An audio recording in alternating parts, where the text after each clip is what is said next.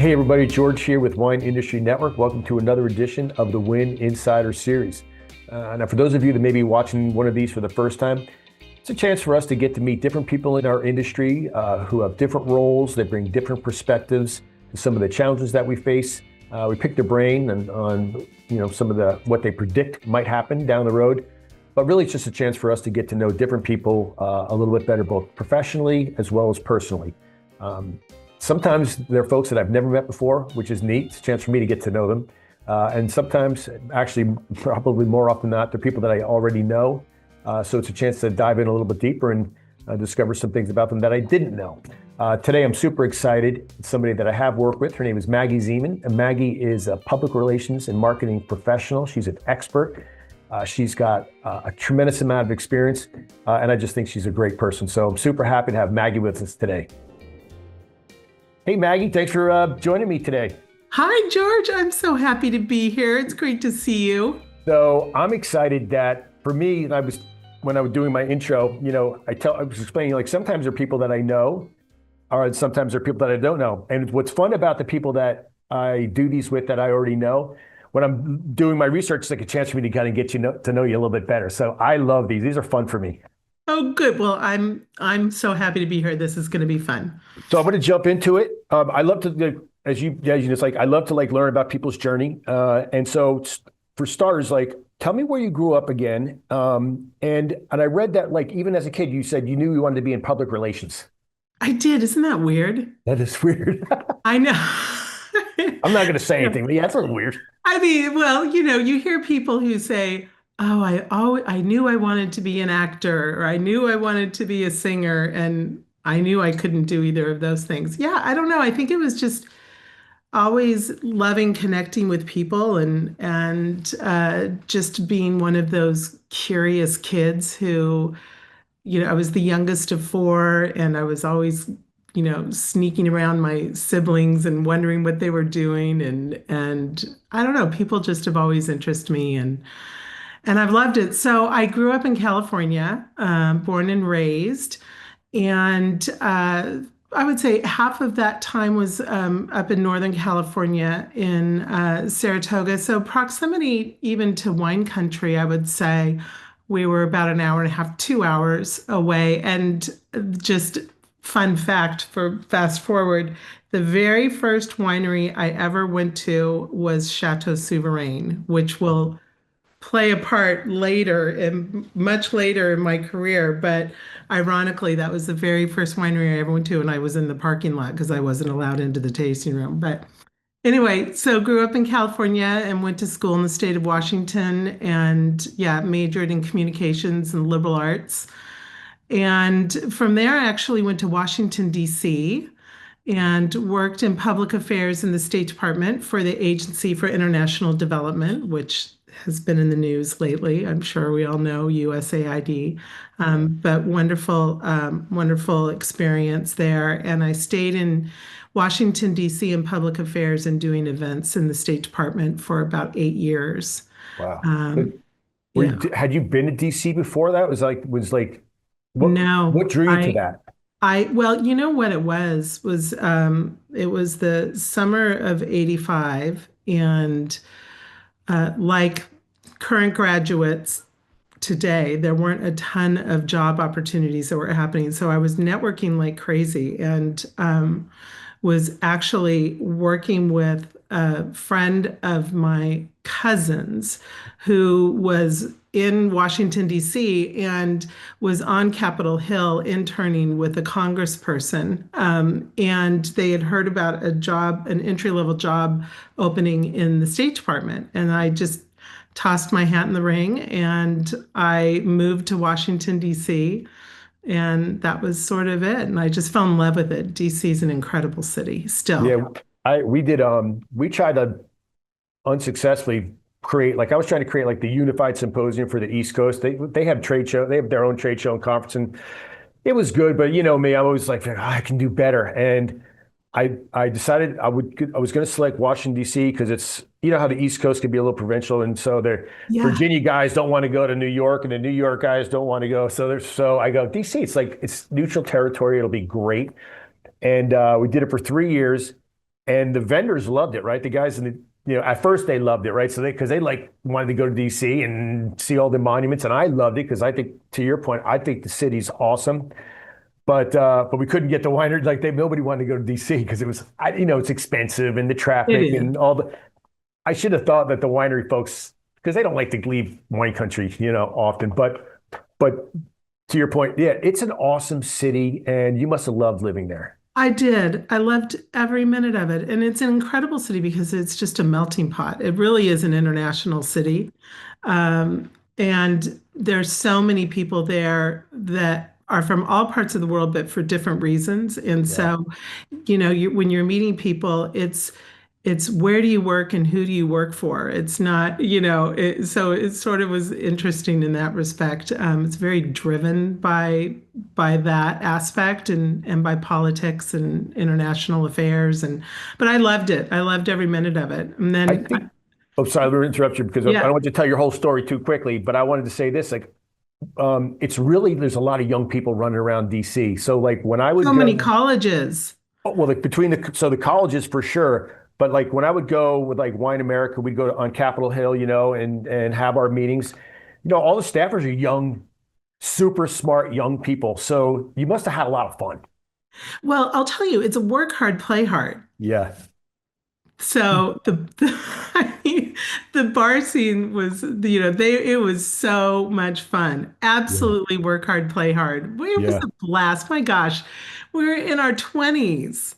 So never taking anything too seriously. It was so much fun. But you had serious jobs. That's the thing that's so like eye-opening for me. And I just don't think people have any idea, the general public, is that you've got these super enthusiastic, really smart kids and they're kids, like for now, they call them kids, running around and actually having an impact on the world.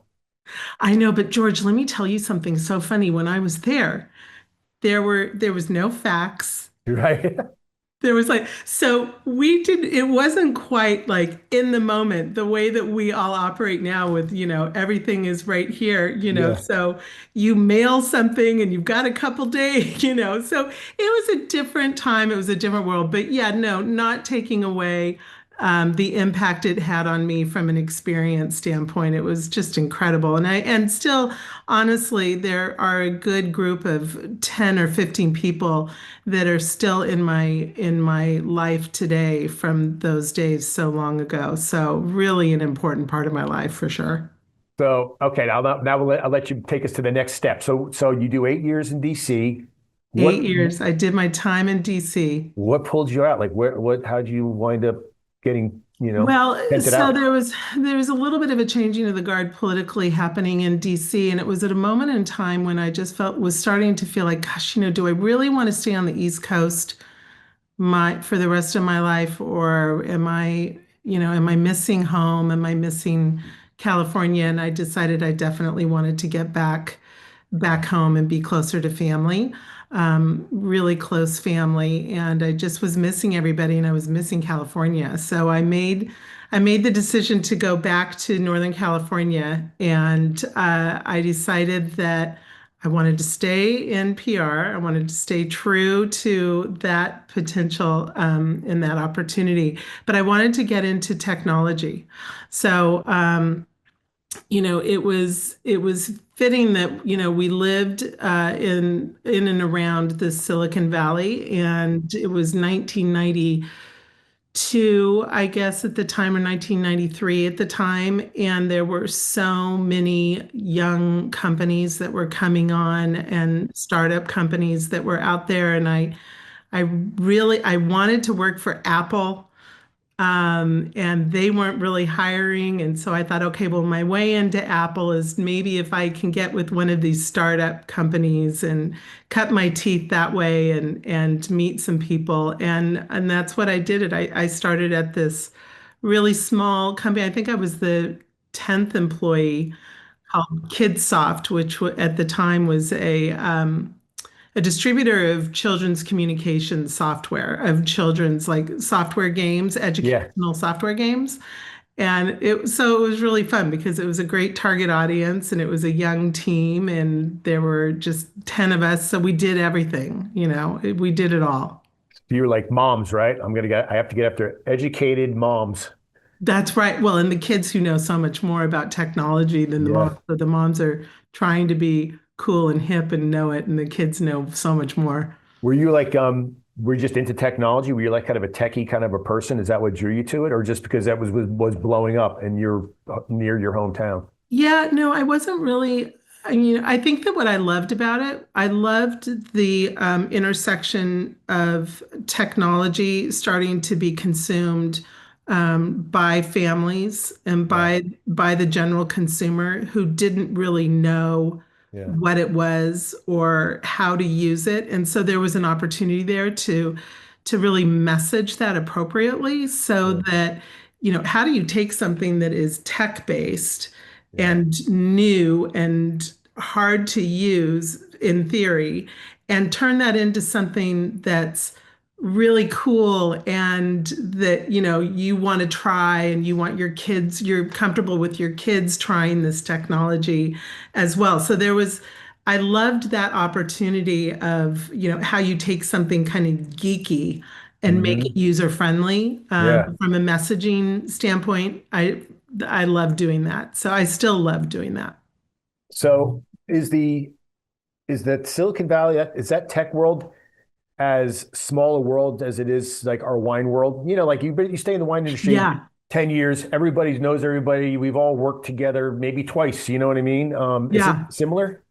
God, Georgia, it's so interesting because if you think about it, DC is the same way too. Right. Yeah, everybody's sort of interconnected. Everyone knows each other somehow, some way. Valley, absolutely. I mean, I've been out of Silicon Valley for a while now, so I think it's very different now. Yeah. But in that regard, absolutely still the same. I mean, even my husband's in technology, and um, some of his coworkers are people that I actually knew of when I was in technology, when they were starting out in their careers in technology, and they were at different companies or different Yeah. startups. So it is the same. And interestingly enough, I think that obviously our industry, the wine industry, is just incredibly connected. Yeah. Yeah, Which is a good thing, right? I mean, it's a yeah. good thing if you listen to what people tell you when you get your first wine job, which is, don't burn any bridges, right? So like that's literally, I think, the first message that everybody gets when you get your first job, right? And because you never know, who you're going to pass on the way up, on the way down. And I tried It's to do that because I think people that didn't, they don't stick around. They don't. Yeah. They don't. And I also I just think it's such we're so fortunate to be, I think anybody, and even as we're going through, we're really facing some serious headwinds right now. Yeah. Um, don't you feel the support a little bit that we all have for each other as an industry as you read the headlines and something's, whether it's on, the distributor side or it's on, whatever it might be, I just feel like we all are pulling for each other. We really want to help get through these tough times and get Yeah. to the other side of it. Yeah. No, I think I didn't, come up with this. I actually heard, his name is Francis Creighton. He's the president and CEO for WSWA, and he spoke at uh, a little conference I was at, and Wine Market Council, and he kept using the phrase, "We're all in it together. We're all in it together." And he was talking from a wine and spirits perspective, but I borrow that for when I talk about our industry. And to your point, yeah, I think you're starting to see us sort of kind of circle the wagons as an industry and want to be supportive and to each other and share good ideas and yeah, just be there for each other.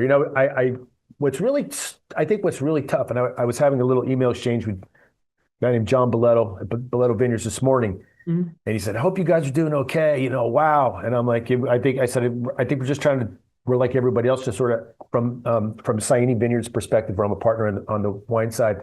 Yeah. The problem is like the wine industry is full of like very resilient, people with a lot of grit. But what's challenging is like there's no light at the end of the tunnel, right? So I if know. you could see the light at the end of the tunnel, even if it was just like a pinprick, you go, okay. So that's the part that I think is a little bit scary for people. You just we don't know. But that's a long-winded way of saying, yeah, I agree with you. I think we're all in it together and we're trying to help each other out. Yeah, and I think it's the test is stamina, Yeah, because we're an industry too that is based in a lot of tradition yeah. and family, and is the next generation going to want to step into the new world? It's just there's so many. It's just an incredibly interesting time.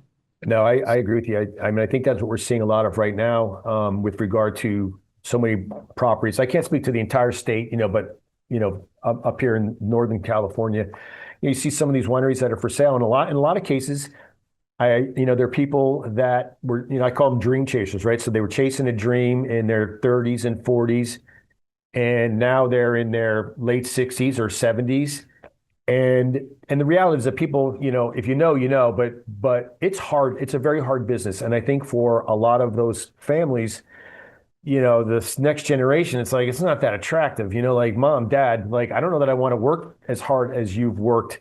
It's not my dream, Right. That's and it. I think it's not my dream. yeah, Hmm. so yeah, so it's interesting times.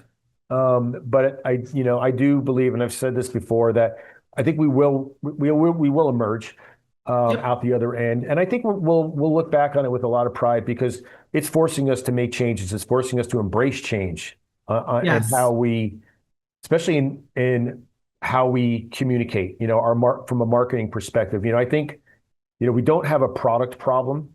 I think our product is good.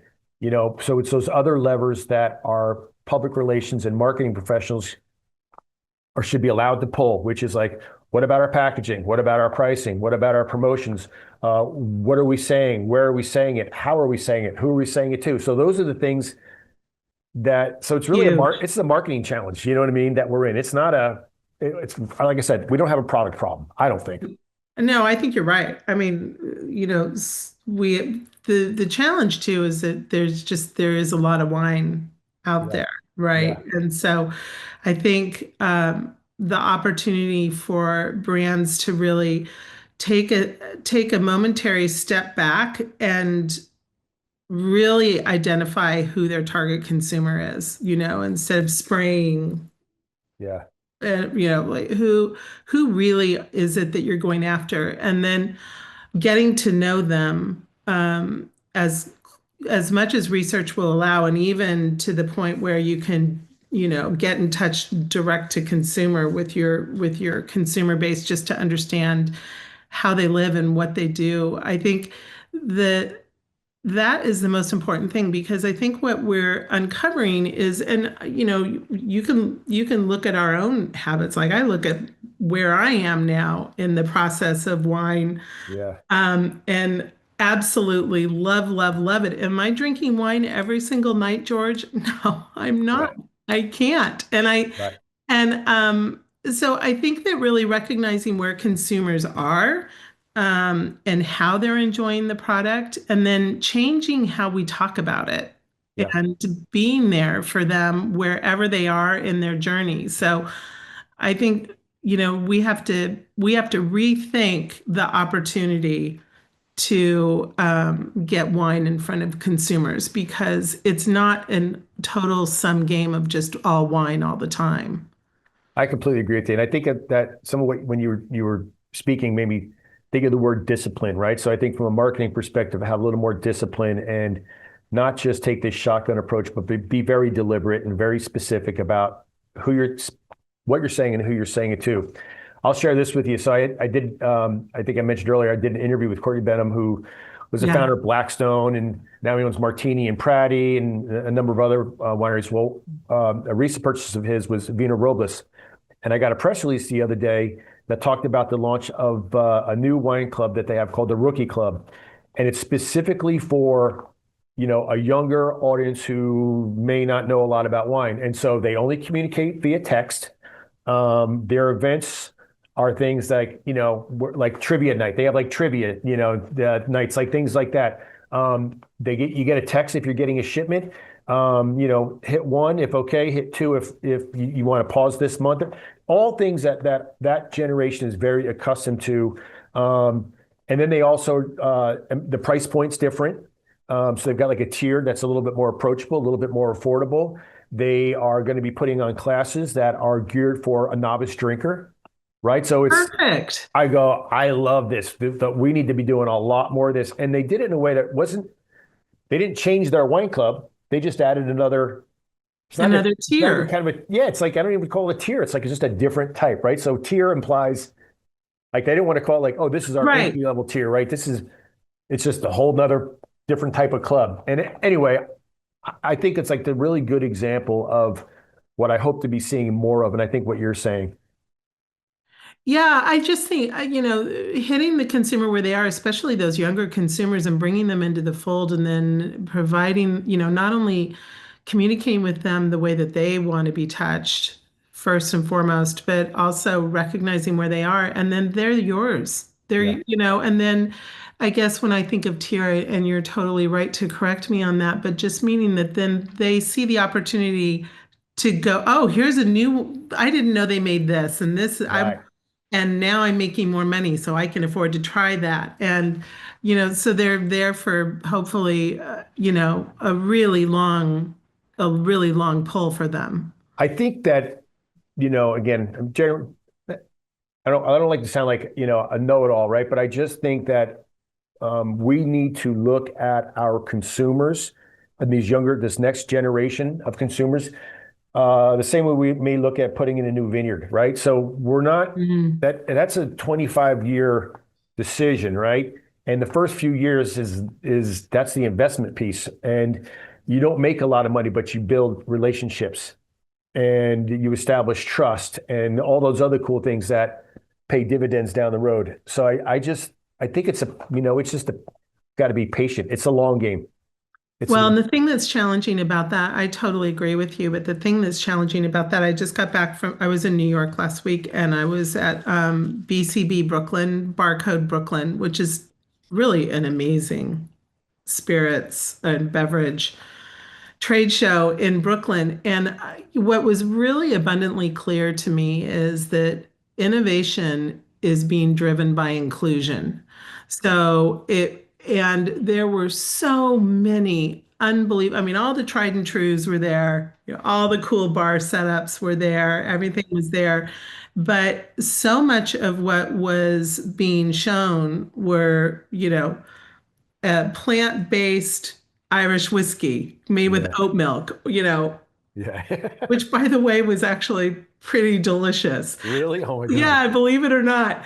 But just as one example, but there were so many, there was the coolest sake from Brooklyn.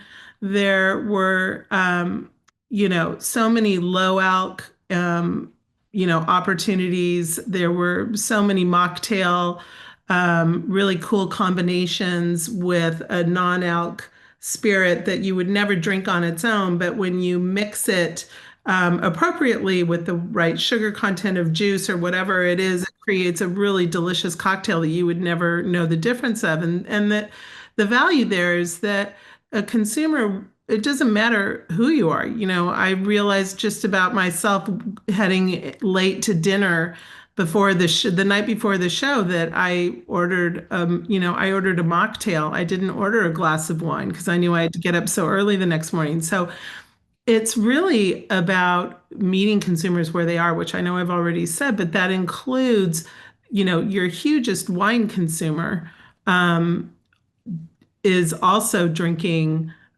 non-alc or is also trying maybe even a functional beverage that might have cannabis in it or whatever it might be. So it just was this really cool feeling of inclusion of everybody wants to be included at the bar. everybody wants to have a good time at the bar, and that there are amazing products out there that just really meet a consumer where they are in that moment in time. And I think that that is maybe that's taking a bite out of wine, right? Because I think, if it depends. If you're looking for a non-alc solution, are you looking for a non-alc wine?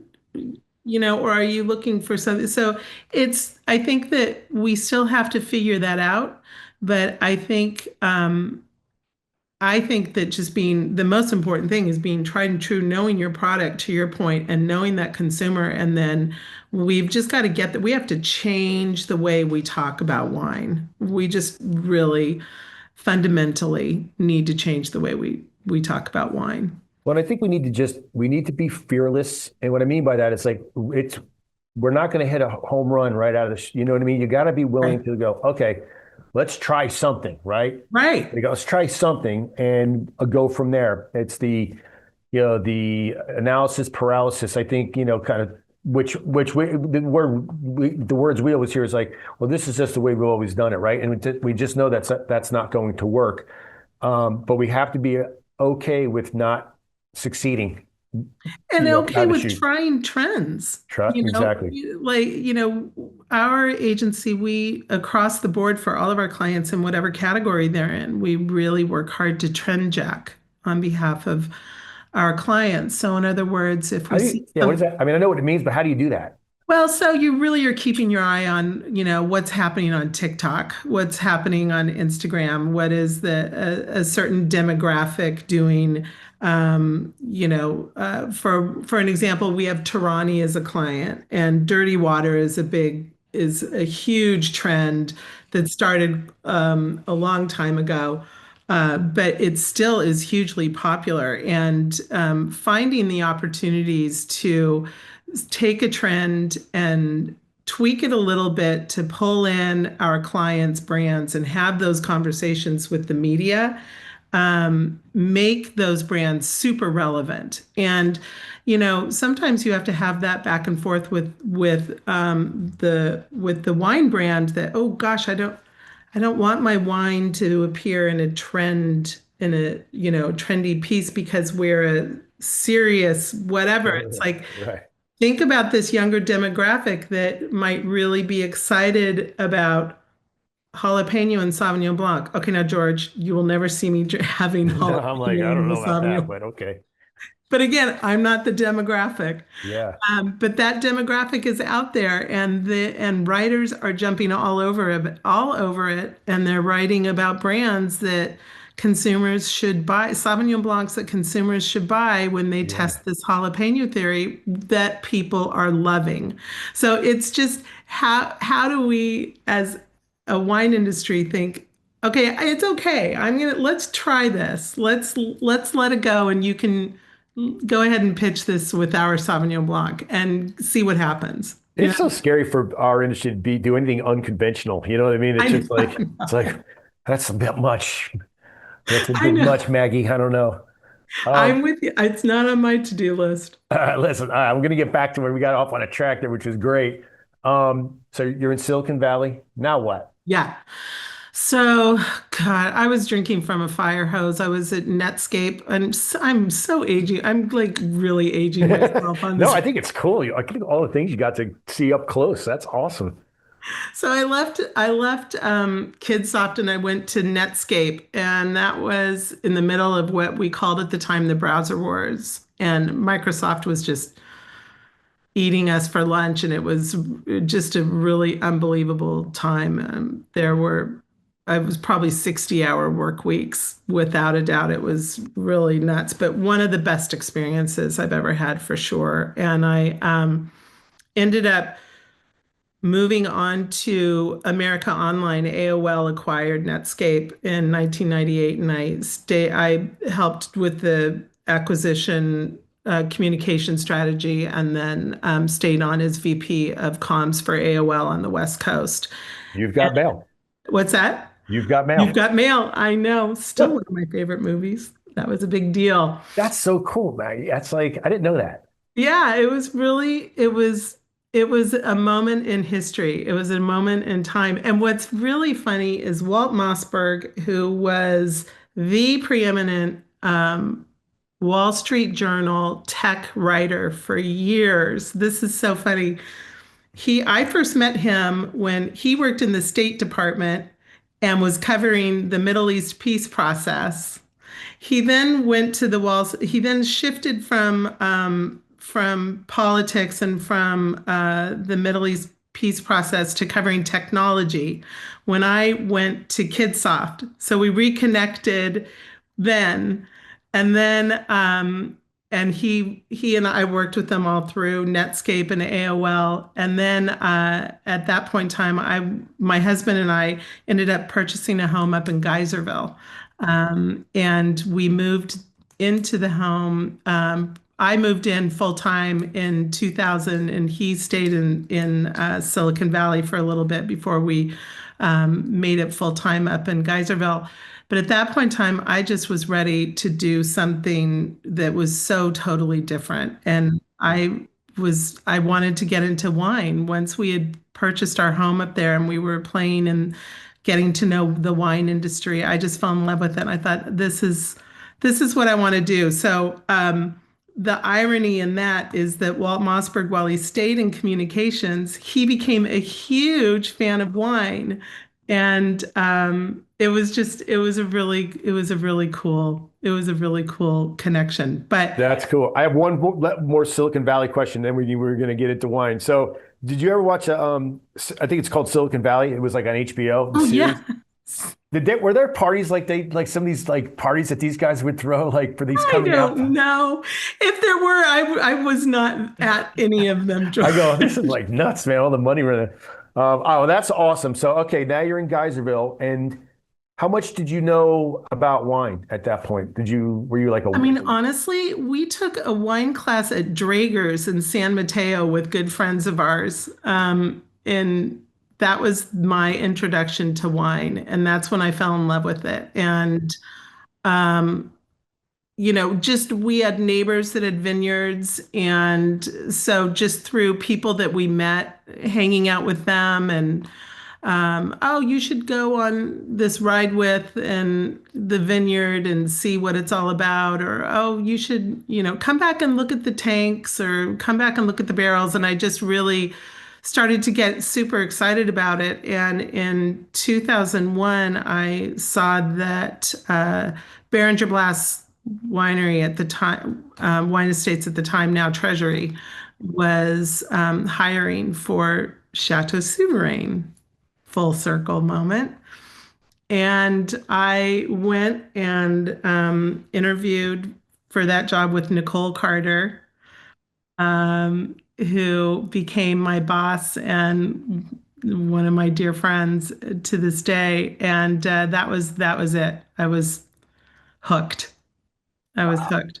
So Wow. that was my first job. So I went from VP of AOL to PR manager at Chateau Super. That must have been like so different. I mean, I know your budget was different. That's for It was sure. a dream come true, though. Yeah. You probably needed, I mean, after like DC and Silicon Valley, like just working, like, although you work hard in the wine industry too, it's not like, but Oh, it's yeah. different. I mean, it's not like it's not hard work or long hours or plenty of travel. I mean, you know, It's intense. I do have to say, though, the media is a different animal. So the media for the wine industry are equally as passionate about the mhm, industry as we are.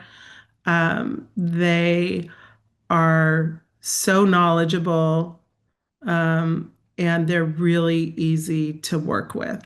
yeah, And, you know, you don't always get to say that about media who are, covering technology or yeah.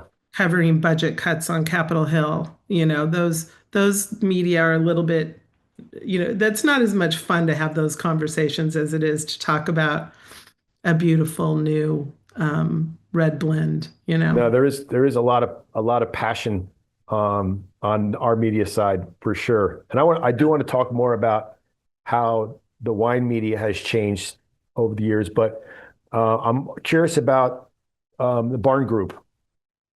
Yeah, that was so the barn group was really fun. So I started at Chateau Souverain in 2001 and I stayed uh, with, I worked in Behringer Yeah. and St. Clement and Stag's Leap and Awesome. awesome, great portfolio, Yeah. amazing brands.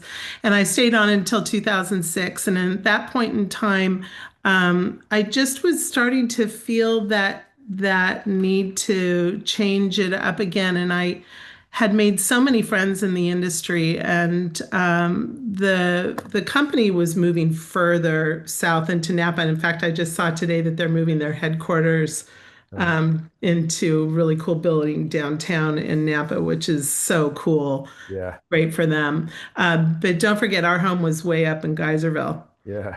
We were outside of Healdsburg. And so the question was, you know, can you stay down and come to Napa every day? And my answer Yeah. was, I no, and I'm not going to do that. So I thought it was a good time for me to leave, and I basically started my own consulting business, the Bar Group, which is when you and I met Yeah. Yeah. all those years ago, and had a cute little office off the square. And I had some foster brands that I've continued to work with, Yeah. including Stag's Leap and Cellar Number 8, if you remember that old Yeah. brand. And then I built from there, and it was such a great experience. I like I I like loved the it. name. I thought the name was cool. The Barn Yeah, Group. and the barn group, it's so funny. I even have this card here. This was a Oh profile yeah. of our barn on our property. And I keep that card because it just reminds me of the reason why I got into this business. And Yeah. uh, That's cool. I have little things like that.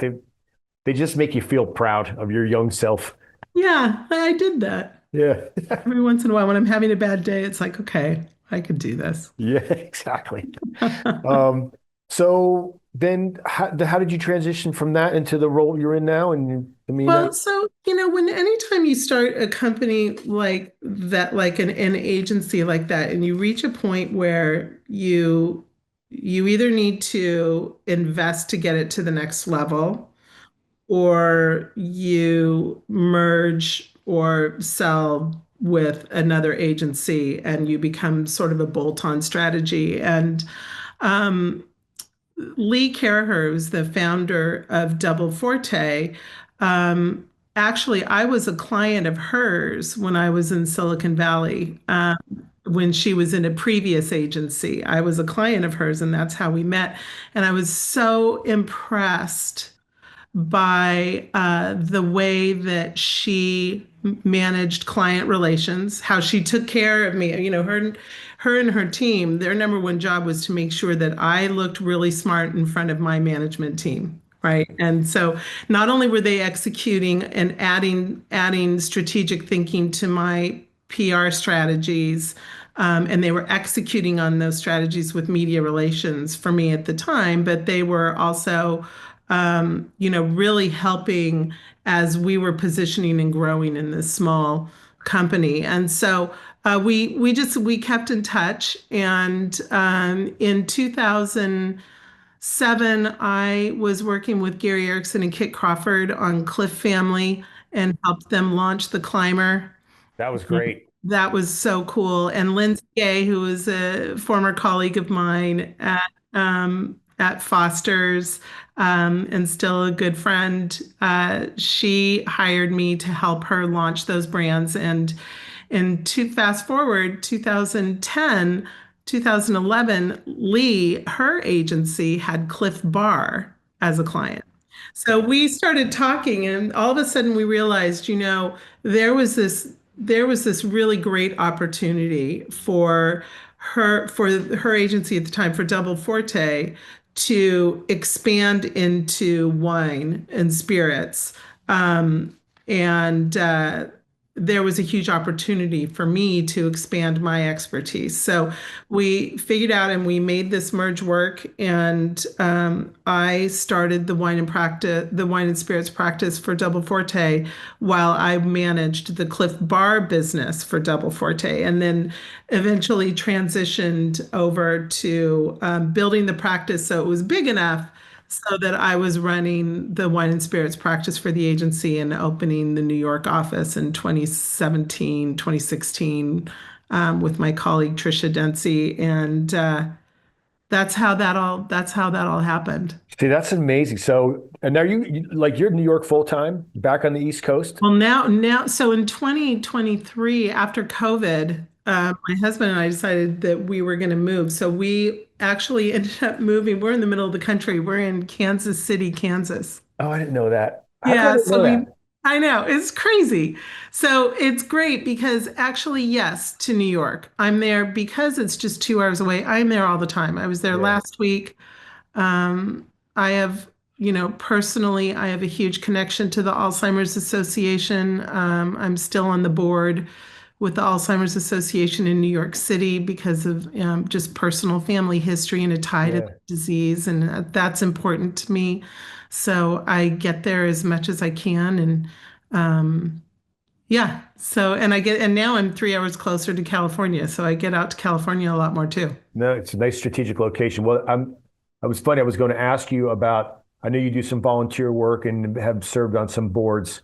I didn't realize, I didn't know what you were involved in, but that's an honorable cause and such Yeah. uh, you know, a I painful mean, deal. it's just, it's the goal is what we say the goal is the white flower, right? The goal is a cure.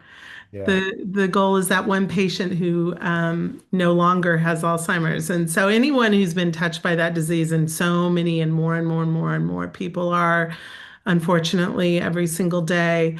Um, Everyone knows someone who's been touched by that disease. It's the Alzheimer's Association is a powerful organization doing really amazing work. Well, thank you for Yeah. that. I actually have someone that I'm pretty close to who's older, kind of a mentor to me who's in the early stages of that and kind of quickly heading into six age. And it's just somebody who's so full of life and witty and funny and smart and everything. And it's like, it's so cruel. You know what I mean? Yeah. So thank you for that. That's Yeah. fantastic.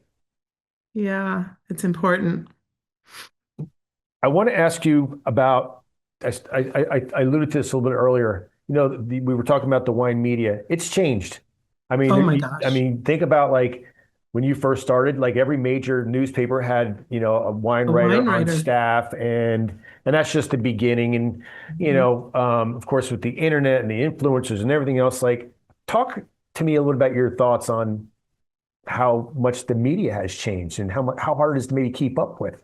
Or Well, and now with AI, yeah, that is just a whole other that's a whole other thing that's really affecting. That doesn't affect so much the media as much as it affects the content, which is something we all need to really be paying attention to. How that content gets served up is really important. But the media has changed tremendously in a lot of different ways. I mean, I think one thing for sure is with so many different publications, first leaving print and just 100% digital. That was one of the first steps. And then budget cuts and, actually realizing a lot of these publications realizing that they can do more with a freelancer than they can with editorial staff from a budget perspective. To your point, we used to have individual wine writers at all of these different publications and a few freelancers. It is flipped completely. I would say that we have a freelance media list that is over 500 people. We work with probably 15 writers at Forbes alone. And so um, it's challenging. It's challenging for everybody because, you have to be you have to be so precise in the media that you're going after and making sure that you're pitching them exactly what it is that they need and want, and that you that's impossible. So, we're lucky that, our team has really deep relationships with the media, um, whether they're freelancers or they're on staff. But it's challenging, and it's challenging because that also means then the wineries are in a position where if they want their wine to be covered or reviewed, they need to send out more samples, and that's Yeah. expensive. Yeah. And then and then I'm sorry, influencers, of course, that's Yeah. just a whole different. Yeah. I have like it again, like I have all these theories. I think I'm a conspiracy theorist. I feel like when we had all these dedicated wine writers on staff of all these different publications, they became a trusted advisor, right? The good ones, they were a trusted advisor to their readers that were curious about wine. Yes. Um, I thought the good ones were good at demystifying wine, Hmm. giving people advice that you could count on. You know what I mean? And so I feel like part of, just another brick in the wall. I think that didn't help us with converting new wine consumers either, because there are so many random writers out there. It's hard to form a connection with, as a reader, with anybody that you sort of trust. And I think that's played a part in our situation that we're in right now as well. Well, and I think the other thing is that there are also, so many of these really great wine writers are in a place now where they have an opportunity to build their own brand as an expert, right? So you're seeing writers also sharing their content on other platforms like Substack or Medium, or and so suddenly there's just so much content every place. And that is interesting, and podcasts. And it's just interesting to see what the content is that's going to be making its way up in search with, AI is going to affect what gets served up first now. Yeah. Oh my Um, gosh. That's a and whole new so, thing. yeah, so it's all swirling and changing as we speak. Um, but at the end of the day, George, it's like relationships with anything, right? So we have our group of incredible media that we just have a good relationship with, and they rely on us and we rely on them, and they know they can trust us to deliver really great quality product that fits their story at that moment in time. And they think of us when they have an idea that, and they might need a sample for something to help them build a story. And it really becomes a partnership. And so the list is long of those media, but, um, while our media list is made up of hundreds and hundreds and hundreds of people, I mean, I would say that there's a good, there's a good solid list that we're just in touch with all the time. Well, Yeah. you've been at it a long time, and you're with a group where you've got some resources that be able to keep up with trends and everything else. Right. But I think about like the young Maggie in high school who wants to go into public relations in the wine world. It's pretty hard right now to start like from scratch, I would think. I think, well, you don't know what you don't know. Yeah, I think that. So, right. I think that's that is the good news. That is the silver lining. But I think everything is harder these days. Really commend the I really commend the effort that's going into building, you know, the building the experience, finding ways to get that resume, to build that experience, really scrappy, cool ways that people are whether it's creating their own content as a proof point that they're good writers or whatever it is.